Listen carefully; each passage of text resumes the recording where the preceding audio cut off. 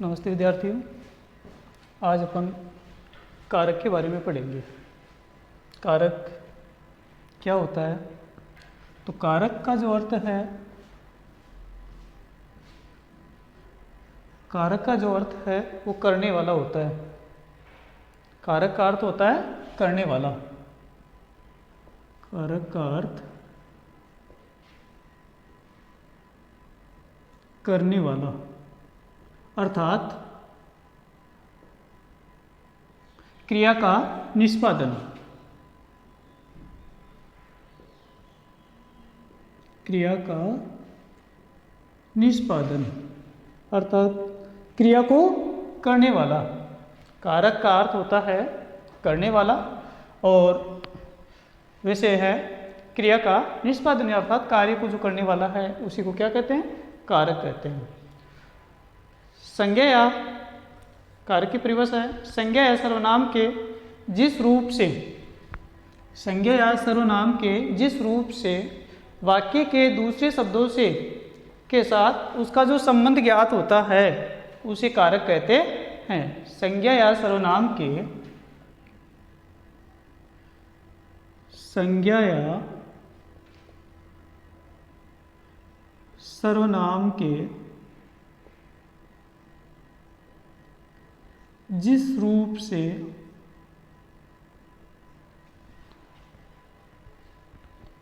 उसका वाक्य के,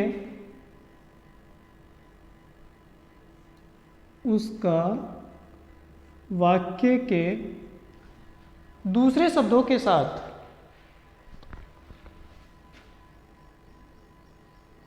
वाक्य के दूसरे शब्दों के साथ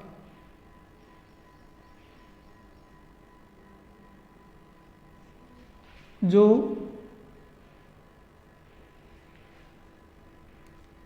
संबंध ज्ञात होता है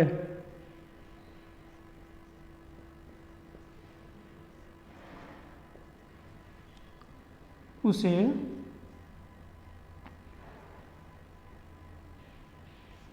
कारक कहते हैं।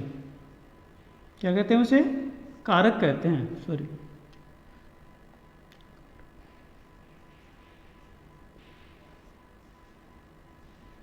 ये इसकी कारक की परिभाषा है। क्या?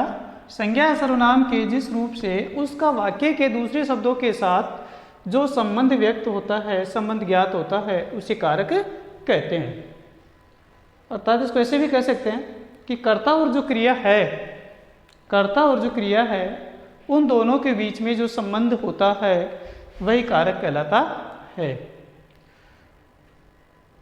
कारक को जो प्रकट करने के लिए जो चिन्ह प्रयुक्त किया जाता है उसको विभक्ति कहा जाता है। कारक को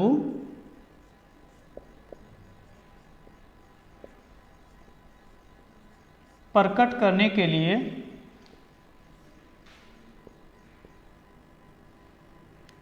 कारक को प्रकट करने के लिए जो चिन्ह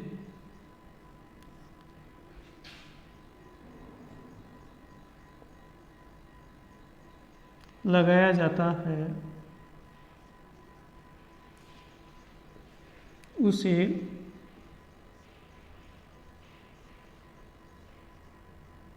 विभक्ति चिन्ह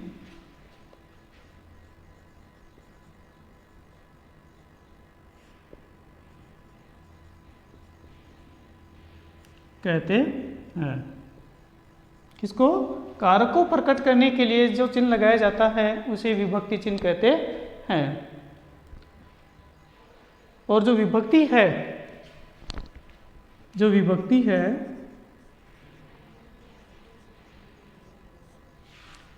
विभक्ति को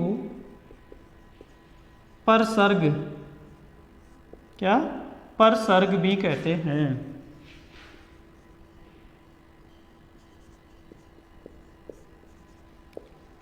विभक्ति को परसर्ग भी कहते हैं। तो कारक संज्ञा या सर्वनाम के जिस रूप से उसका वाक्य के दूसरे शब्दों के साथ जो संबंध व्यक्त होता है उसे कारक कहते हैं। कारक को प्रकट करने के लिए जो चिन्ह लगाया जाता है उसे विभक्ति चिन्ह कहते हैं, और जो विभक्ति होती है उसको परसर्ग भी कहते हैं। अब है कारक के भेद।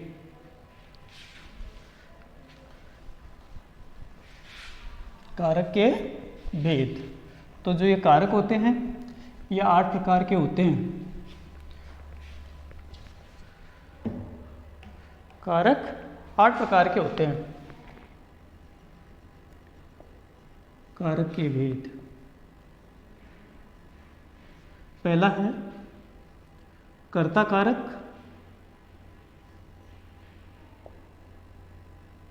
इसका जो चिन्ह होता है ने, कर्ता ने। दूसरा है कर्म कारक।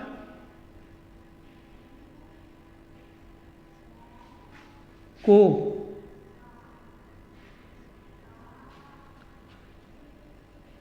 करण कारक।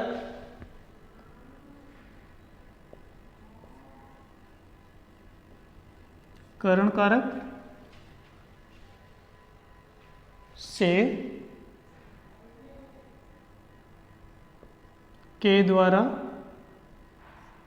के लिए,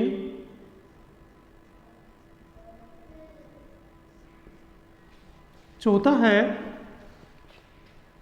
संप्रदान कारक।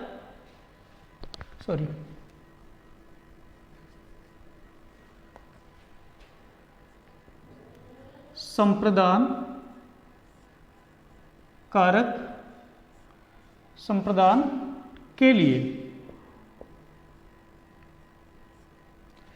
के लिए, के वास्ते,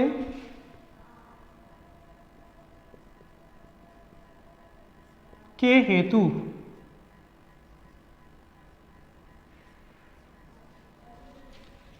पांचवा है अपादान कारक।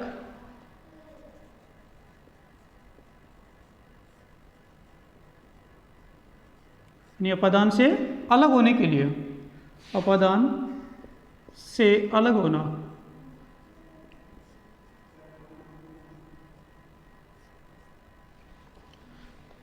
छठा है संबंध कारक।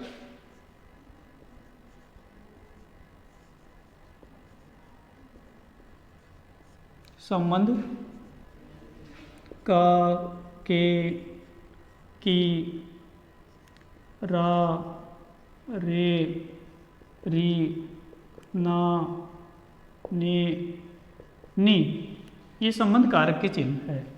फिर अधिकरण कारक।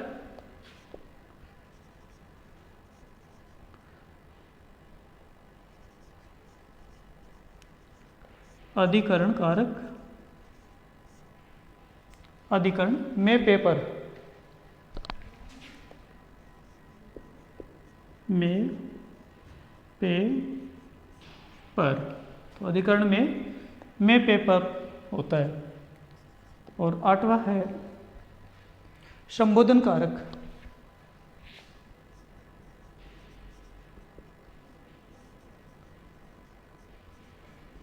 संबोधन कारक, संबोधन में हे, ओ, अरे, ये संबोधन कारक होता है। तो इस प्रकार से जो कारक है वो 8 प्रकार के होते हैं। इसके 8 भेद होते हैं। पहला है कर्ता कारक, दूसरा है कर्म कारक, तीसरा है करण कारक, चौथा है संप्रदान कारक, पांचवा है अपादान कारक, छठा है संबंध कारक, सातवां है अधिकरण कारक और आठवां है संबोधन कारक। अब इसके जो विभक्ति चिन्ह है वो इस प्रकार से हैं। कर्ता कारक का जो चिन्ह है वो ने है, कर्म कारक है उसका चिन्ह है को है, कर्ण कारक है उसका चिन्ह है से या के द्वारा का, संप्रदान जो कारक है उसका चिन्ह है के लिए, के वास्ते, के हेतु, अपादान जो कारक है उसका चिन्ह है से अलग होने के लिए, और संबंध कारक है का, के, की, रारे, री, नाने, नी, और अधिकरण जो कारक है उसमें में, पे, पर इसके चिन्ह है, और संबोधन जो कारक है इसमें हे, ओ, अरे ये चिन्ह प्रयुक्त किए जाते हैं। तो पहला है कर्ता कारक। कर्ता कारक, तो कर्ता कारक संज्ञा या सर्वनाम के जिस रूप से क्रिया के करने वाले का बोध होता है। किसका? संज्ञा या सर्वनाम से, सर्वनाम शब्दों से क्रिया के करने वाले का जो बोध होता है वह कर्ता कारक कहलाता है। अर्थात क्रिया को जो करने वाला होता है उसे कर्ता कारक कहते हैं। जैसे राम ने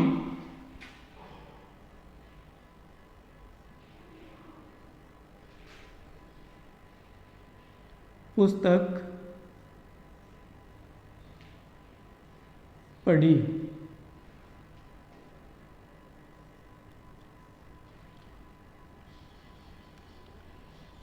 सुनील ने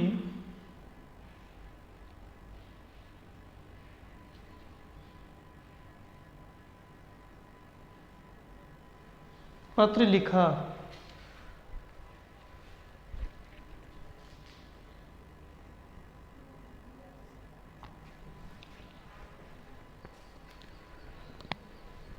सिपाही ने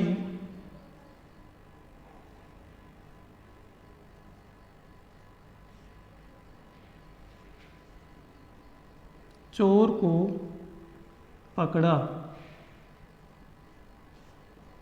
तो इस प्रकार से परिभाषा क्या थी कि संज्ञा या सर्वनाम के जिस रूप से क्रिया के करने वाले का बोध होता है उसे कर्ता कारक कहते हैं। अर्थात जो कार्य को करने वाला है उसी को कर्ता कारक कहेंगे। अब इसमें ये जो वाक्य है, राम ने पुस्तक पढ़ी, इसमें जो राम शब्द है ये कर्ता कारक हो गया। ये क्या है? कर्ता कारक है। ने इसकी विभक्ति चिन्ह है। पुस्तक है ये कर्म हो गया और पढ़ना क्या हो गया? क्रिया हो गई। तो इस क्रिया को करने वाला कौन है? राम है। अर्थात कार्य को करने वाला राम है। तो जो क्रिया है उसको करने वाले को ही क्या कहा जाता है? कर्ता कारक कहा जाता है। और इसमें जो परसर्ग है, विभक्ति है, वो ने के द्वारा इसको व्यक्त किया जा रहा है कि कार्य को करने वाला है राम। इसी प्रकार सुनील ने पत्र लिखा, तो लिखने वाला सुनील है, तो ये कर्ता कारक है। सिपाही ने चोर को पकड़ा, तो चोर को पकड़ने वाला कौन है? सिपाही है। इसलिए ये इसकी क्रिया है और इस क्रिया को व्यक्त करने वाला कौन है? सिपाही, कर्ता। अब इसमें दो महत्वपूर्ण बातें और होती है। एक होती है कि अकर्मक जो क्रिया है उस अकर्मक क्रिया के कर्ता के साथ ने विभक्ति का प्रयोग नहीं किया जाता है। अकर्मक जो क्रिया होती है उस अकर्मक क्रिया के साथ ने विभक्ति का प्रयोग नहीं किया जाता है। अकर्मक क्रिया की विभक्ति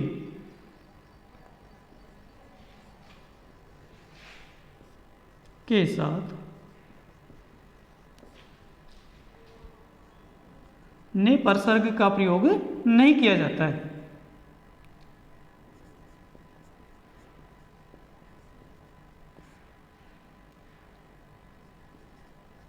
नहीं किया जाता है। जैसे वह हंसा,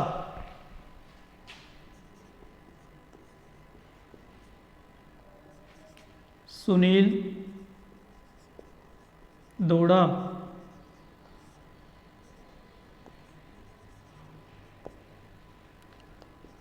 तीसरा है तुम लिखते हो,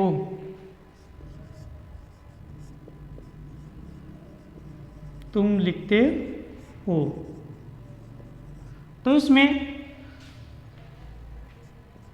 ये हंसा क्रिया है, दौड़ना क्रिया है और लिखना भी क्या है? क्रिया है। ये तीनों क्रिया शब्द है। तो इसमें क्या बताया था कि जो अकर्मक क्रिया है उस अकर्मक क्रिया की जो विभक्ति है उसके साथ ने का प्रयोग नहीं किया जाता है।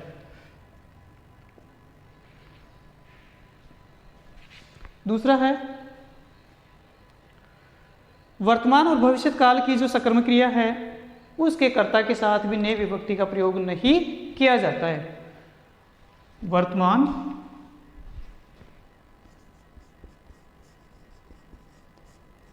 व भविष्यत काल, वर्तमान व भविष्यत काल की सकर्मक क्रिया के साथ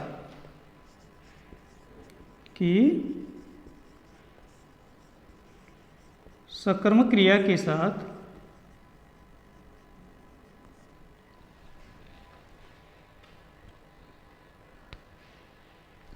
क्रिया के कर्ता के साथ, क्रिया के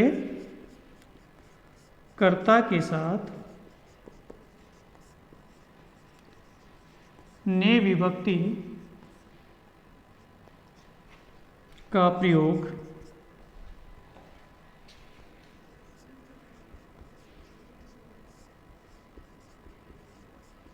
नहीं किया जाता है।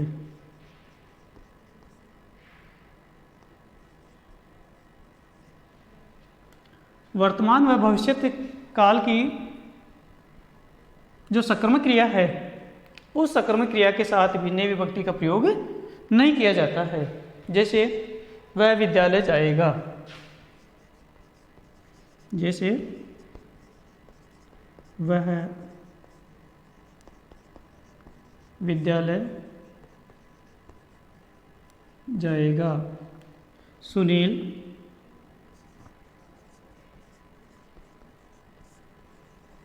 खाना खाएगा।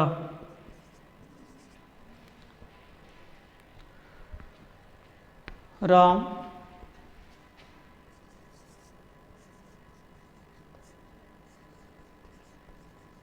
भोजन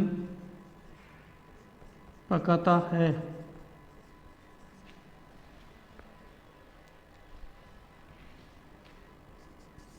अनीता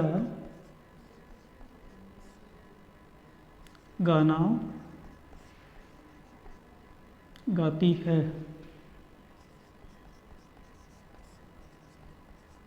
तो इस प्रकार से जो वर्तमान और भविष्य काल है, तो जैसे जाएगा, खाएगा, ये कौन सा हुआ?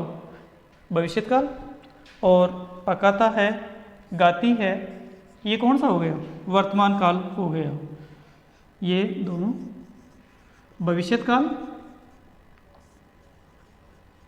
और ये वर्तमान काल।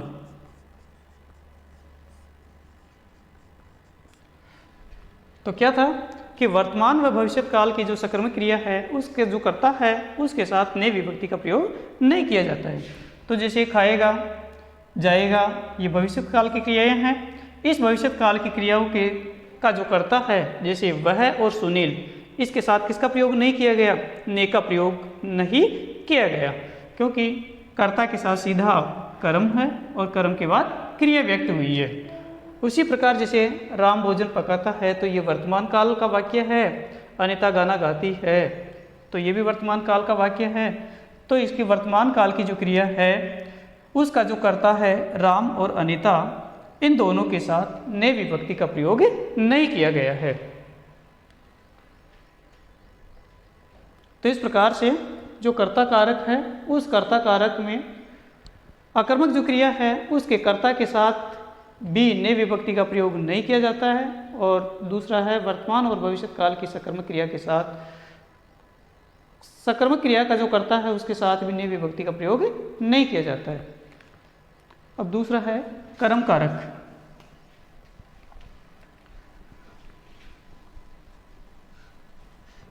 कर्म कारक, तो कर्म कारक क्रिया का फल जब कर्ता पर पड़ता है तो उसे कर्म कारक कहते हैं। क्रिया का फल, क्रिया का फल जब कर्म पर पड़ता है तो उसे कर्म कारक कहते हैं।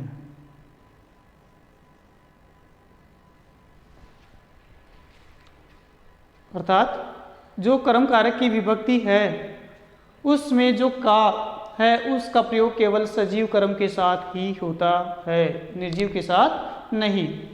विभक्ति जो को है उस विभक्ति को का प्रयोग है वो सजीव कर्म के साथ ही विभक्ति है, विभक्ति में जो को है उसका प्रयोग केवल सजीव कर्म के साथ ही होता है, निर्जीव कर्म के साथ नहीं। विभक्ति जो को है इस विभक्ति को का प्रयोग किसके साथ होता है? सजीव कर्म के साथ, सजीव कर्म के साथ होता है।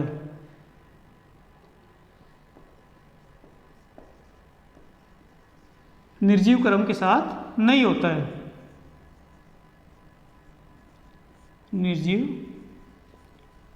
कर्म के साथ नहीं। ऐसे समझ में कि जो विभक्ति को है उसका प्रयोग सजीव कर्ता के कर्म के साथ ही इसका प्रयोग होता है। किसका? को का, न कि निर्जीव कर्म के साथ। जैसे मोहन ने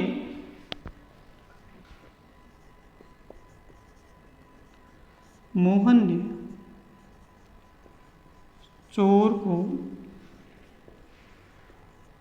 पीटा।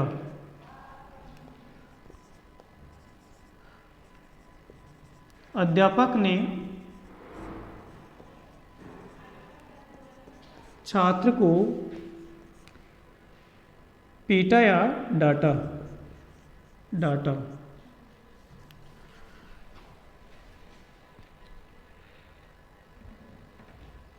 राम ने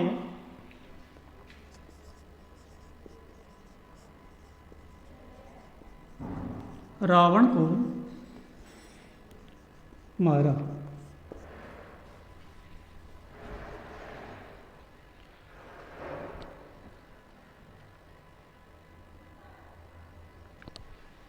तीसरा है, चौथा है, सुनील ने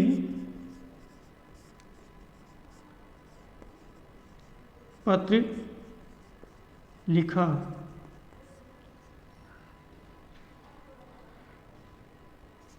पांचवा है, वह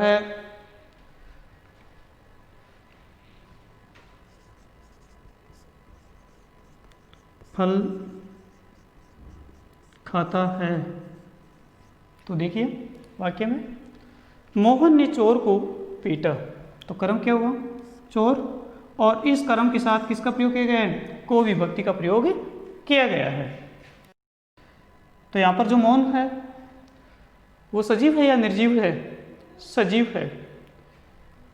ये सजीव करता है, सॉरी, ये मौन है, करने वाला है, और जो चोर है वो क्या है? सजीव कर्म है। तो इसके साथ क्या है? को का प्रयोग किया गया है। अध्यापक ने छात्र को पीटा, तो जो छात्र है वो सजीव कर्म है, इसलिए इसके साथ ही किसका प्रयोग किया गया है? को का प्रयोग किया गया है। राम ने रावण को मारा, तो यहाँ पर जो रावण है वो भी सजीव कर्म है, इसलिए इसके साथ को का प्रयोग किया गया है। सुनील ने पत्र लिखा, अब यहाँ पर जो पत्र है वो क्या है? निर्जीव कर्म है। इसी प्रकार वह फल खाता है, तो फल भी क्या है? निर्जीव कर्म है, इसलिए पत्र और जो फल है इन दोनों के साथ के विभक्ति का प्रयोग नहीं किया गया है। तो जब वाक्य में सजीव कर्म होता है तो सजीव कर्म के साथ को का प्रयोग किया जाता है, और जब निर्जीव कर्म होता है तो वहां पर को विभक्ति का प्रयोग नहीं किया जाता है। फिर है करण कारक। करण कारक, तो करण से या के द्वारा, और करण का शाब्दिक अर्थ होता है साधन। करण का शाब्दिक अर्थ होता है साधन, अर्थात जिस साधन से कार्य किया जाता है वह करण कारक कहलाता है। करण का शाब्दिक अर्थ होता है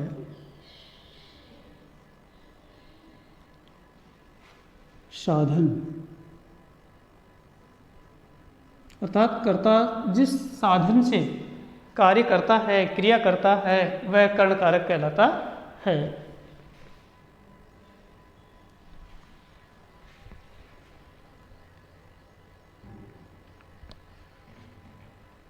जैसे साधना ने कलम से पत्र लिखा। साधना ने कलम से पत्र लिखा। मोहन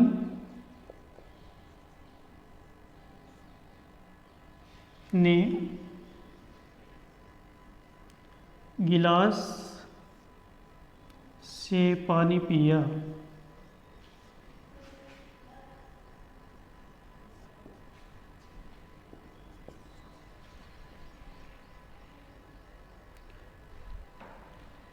सीता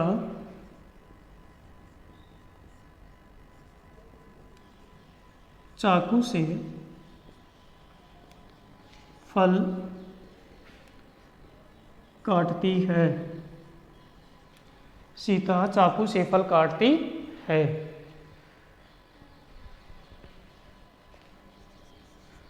अनिल ने दूरबीन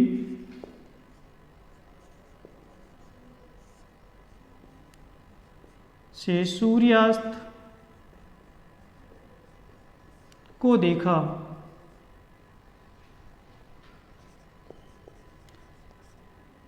अनिल ने दूरबीन से सूर्यास्त को देखा।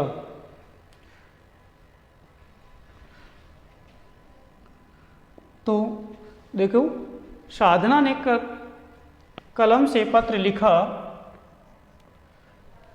मोहन ने गिलास से पानी पिया, सीता चाकू से फल काटती है, अनिल ने दूरबीन से सूर्यास्त को देखा।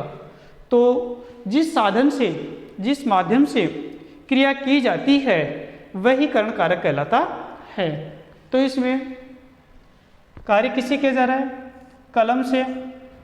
वह पत्र किसे लिखा जा रहा है? कलम से लिखा जा रहा है। तो ये क्या हो गया? कर्ण कारक हो गया। इस साधन से कार्य किया जा रहा है। पानी किससे पिया जा रहा है? गिलास से।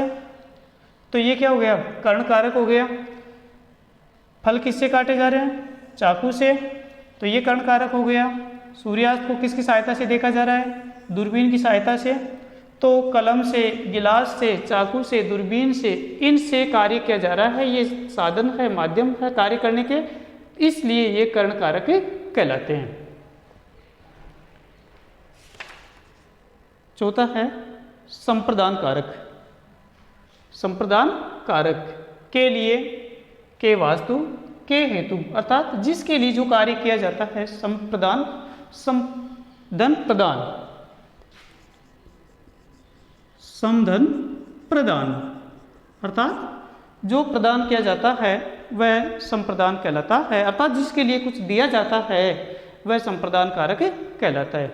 तो देखिए इसकी परिभाषा कि जिसके लिए कोई काम किया जावे, जिसके लिए कोई काम किया जावे या कुछ उसके लिए दिया जाए, तो उसी चीज का बोध करवाने वाली जो संज्ञा होती है उसी को संप्रदान कारक कहते हैं। जिसके लिए कोई काम किया जावे या कुछ दिया जाए, उसी का जो बोध करवाया जाता है वह संप्रदान कारक कहलाता है। जैसे हरि ने, हरि के लिए पुस्तक लाओ। हरि के लिए पुस्तक लाओ। दूसरा है भिखारी के लिए वस्त्र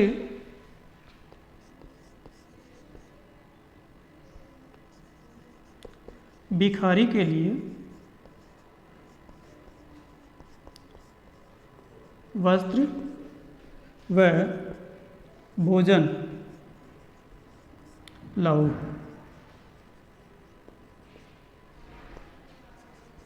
तीसरा है वे मेरे लिए उपहार, वे मेरे लिए उपहार लाए। तो हरि के लिए पुस्तक लाओ। किसके लिए?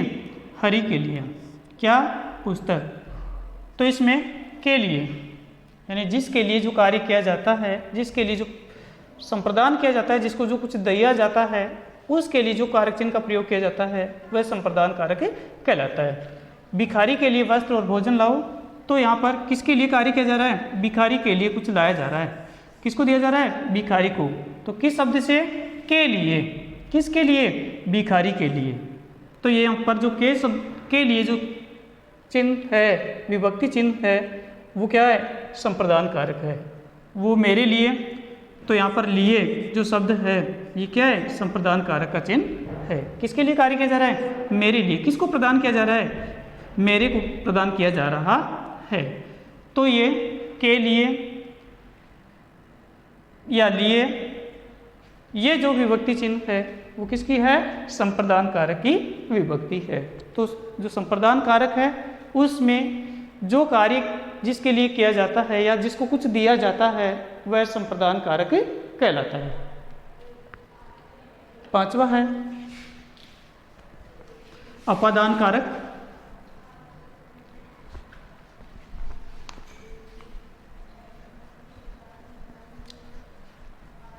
अपादान कारक, तो अपादान से अलग होना, अपादान से अलग होना यानी जो वस्तु या व्यक्ति जब किसी से अलग होता है तो वहाँ पर अपादान कारक का प्रयोग किया जाता है। यानी संज्ञा के जिस रूप से किसी एक वस्तु का अलग होना पाया जाए, संज्ञा के जिस रूप से किसी एक वस्तु का अलग होना पाया जाए उसे अपादान कारक कहते हैं।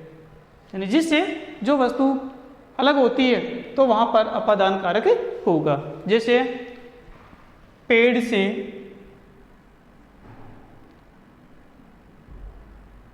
से पत्ते गिर रहे हैं,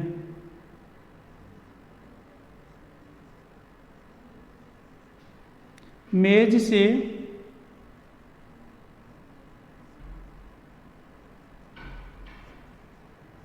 पुस्तक गिर गई।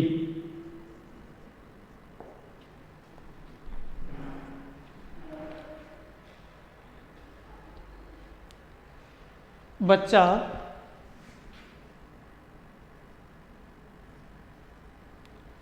छत से गिर गया। तो ये क्या है? अलग होने के लिए है। जैसे उसी प्रकार जैसे विजय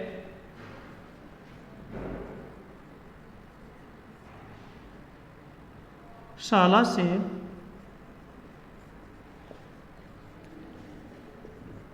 घर गया।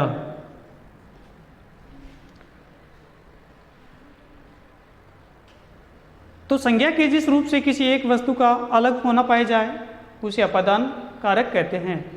तो पेड़ से पत्ते गिर रहे हैं, किससे? पेड़ से। क्या हो रहे हैं? गिर रहे हैं, तो अलग हो रही है। मेज से पुस्तक गिर गई, तो जो पुस्तक है किससे अलग हो गई? मेज से अलग हो गई। बच्चा छत से गिर गया, तो ये छत से अलग हो गया। शाला से, विजय शाला से घर गया, तो ये शाला से या विद्यालय से चला गया, तो ये विद्यालय से अलग हो गया। जैसे कहा जाए कि मेरे हाथ से कलम गिर गई। तो ये जो अलग होने के लिए जिन शब्दों का प्रयोग किया जाता है वह अपादान कारक होता है। तो अपादान अलग होने के लिए प्रयुक्त किया जाता है। छठा है संबंध कारक। संबंध कारक यानी संबंध काके की, गागेरी, नानेरी इन शब्दों के साथ संबंध व्यक्त किया जाता है। तो एक व्यक्ति या एक वस्तु का संबंध जब दूसरे व्यक्ति या वस्तु से प्रकट किया जाता है, व्यक्त किया जाता है, तो वह संबंध कारक कहलाता है। संबंध कारक जब संज्ञा के जिस रूप से किसी एक वस्तु या दूसरी वस्तु से या व्यक्ति से संबंध ज्ञात होता है, संबंध जाना जाता है, तो वहाँ पर संबंध कारक होता है। जैसे यह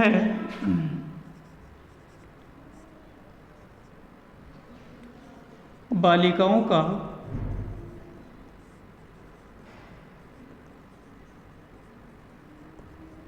घर है। संबंध कारक, यह बालिकाओं का घर है। दूसरा है विजय सुनीता का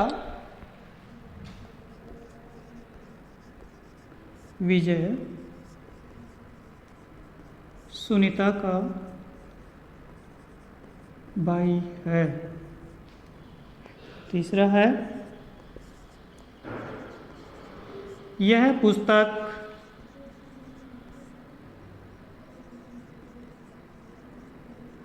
अनिल की है। चौथा है यह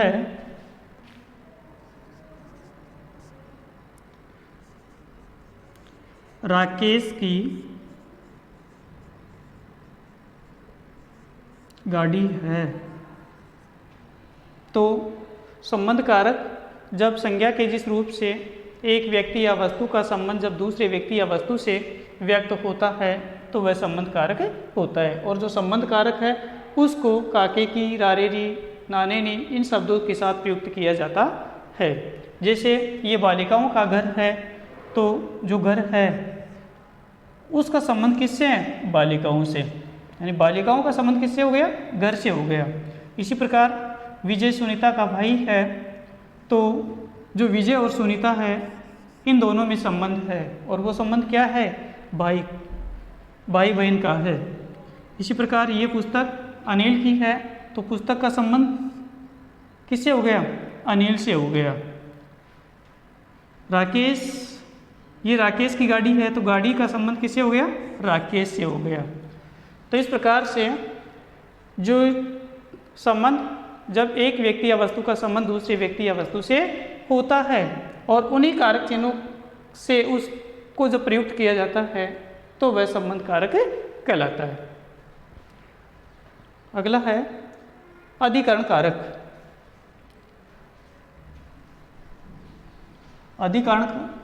अधिकरण कारक, इसका विभक्ति जो चिन्ह होता है में, पे, पर। अधिकरण कारक में, पे, पर।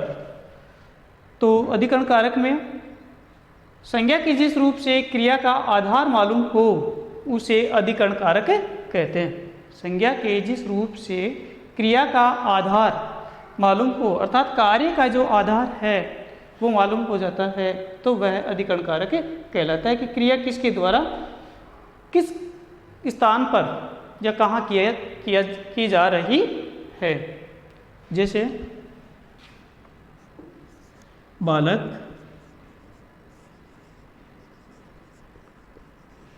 कुर्सी पर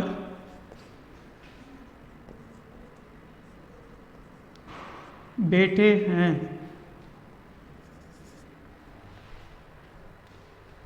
भंवरा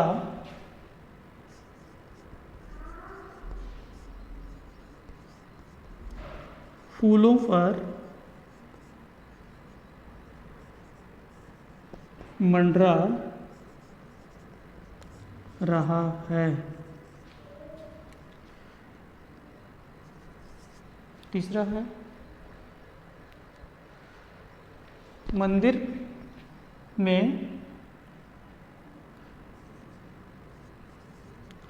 मंदिर में दीपक जल रहा है। तो परिभाषा क्या थी अधिकरण कारक की? संज्ञा के जिस रूप से क्रिया के होने का जो आधार है वो जो मालूम होता है कि क्रिया कहाँ होगी, किस स्थान पर होगी, तो वह क्या कहलाएगा, अधिकरण कारक कहलाएगा। कार्य कहाँ हो रहा है, तो जैसे इसमें बालक कुर्सी पर बैठा है, तो कौन से स्थान पर, कौन से, इसका आधार क्या हो गया, कुर्सी, यानी बालक किस स्थान पर बैठा है, किस पर बैठा है, कुर्सी के ऊपर। तो ये क्या हो गया, कार्य का आधार, क्रिया कहाँ हो रही है, कुर्सी के ऊपर हो रही है। इसी प्रकार जो भंवरा है वो कहाँ मंडरा रहा है, फूलों के ऊपर, तो फूल क्या हो गया, उसका आधार हो गया।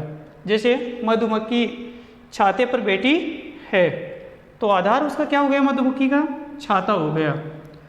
मंदिर में दीपक जल रहा है, दीपक कहाँ जल रहा है, मंदिर में दीपक जल रहा है, तो जो दीपक है कहाँ जल रहा है, मंदिर में, तो ये क्या हो गया, इसका आधार है।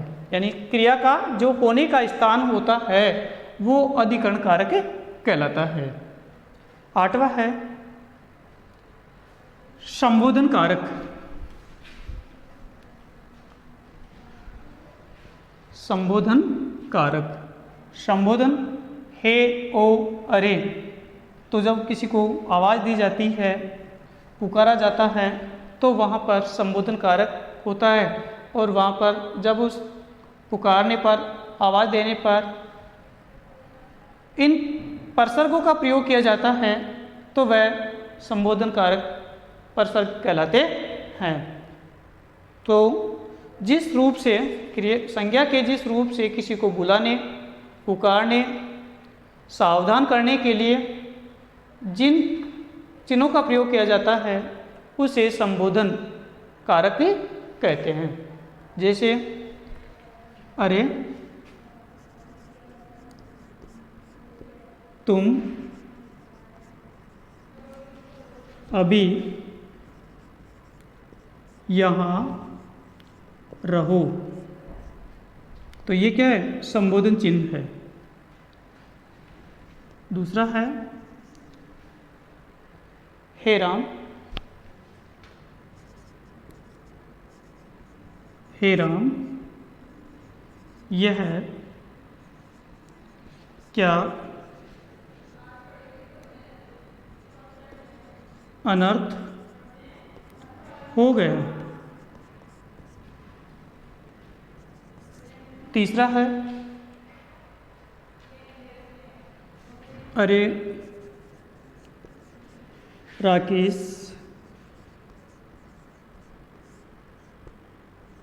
यहाँ